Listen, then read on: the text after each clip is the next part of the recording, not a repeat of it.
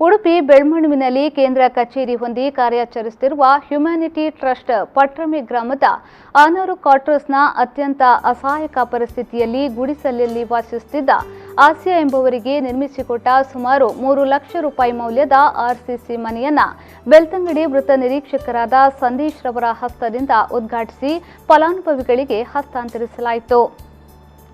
ಇದೇ ವೇಳೆ ಮಾತನಾಡಿದ ಸಂದೇಶ್ ಅವರು, ಇದೊಂದು ಮಾದರಿ ಮಾನವೀಯ ಸೇವೆಯಾಗಿದ್ದು ಇನ್ನಷ್ಟು ಬಡ ಕುಟುಂಬಗಳಿಗೆ ಹ್ಯುಮ್ಯಾನಿಟಿ ಟ್ರಸ್ಟ್ನ ಈ ನಿಸ್ವಾರ್ಥ ಕೊಡುಗೆ ಸಿಗುವಂತಾಗಲಿ ಎಂದು ಹಾರೈಸಿದರು.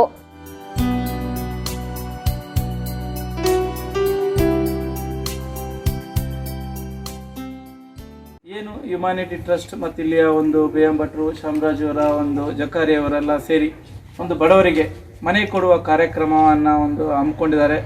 ಅದು ಈ ಸಮಯದಲ್ಲಿ ಎಲ್ಲ ಕಡೆಯೂ ಕಷ್ಟ, ಬಡವರಿಗೆ ಇನ್ನೂ ಕಷ್ಟ. ಆದರೂ ಸಹ ಒಂದು ಉದಾರ ಮನಸ್ಸಿನಿಂದ ಎಲ್ಲರೂ ಸೇರಿ ಈ ಒಂದು ಮನೆಯನ್ನು, ಅದು ಸಹ ಈದ ಹಬ್ಬ ಬರ್ತಾ ಇದೆ, ಹಬ್ಬವನ್ನು ಇದೇ ಹೊಸ ಮನೆಯಲ್ಲೇ ಆಚರಿಸುವಂಥ ಒಂದು ಅವಕಾಶವನ್ನು ನೀವೆಲ್ಲರೂ ಮಾಡಿಕೊಟ್ಟಿರ. ಇದೊಂದು ಕಿರುಕಾಣಿಕೆ ಆಗಿರ್ಬೋದು, ಆದರೂ ಸಹ ಸಮಾಜದಲ್ಲಿರುವ ಬಡತನದಲ್ಲಿರುವವರನ್ನು ನೆರವಾಗೋದಕ್ಕೆ ಬೇರೆಯವರಿಗೂ ಸಹ ಇದೊಂದು ಪ್ರೇರೇಪಣೆ ಆಗ್ತದೆ.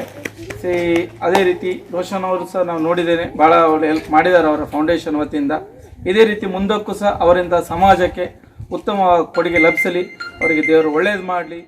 ನಂತರ ಹ್ಯುಮ್ಯಾನಿಟಿ ಟ್ರಸ್ಟ್ನ ಪ್ರಮುಖ ಟ್ರಸ್ಟಿಯಾಗಿರುವ ರೋಷನ್ ನೆರವು ಒದಗಿಸುವಲ್ಲಿ ಪ್ರಮುಖ ಪಾತ್ರ ವಹಿಸಿದ್ದ ಜಕಾರಿಯಾ ಪಟ್ರಮೆ, ಬೆಳ್ತಂಗಡಿ ನ್ಯಾಯವಾದಿಗಳಾದ BM ಭಟ್, ಸ್ಥಳೀಯ ಗ್ರಾಮ ಪಂಚಾಯತ್ ಸದಸ್ಯರಾದ ಶಾಮರಾಜ್ ಉಪಸ್ಥಿತರಿದ್ದರು.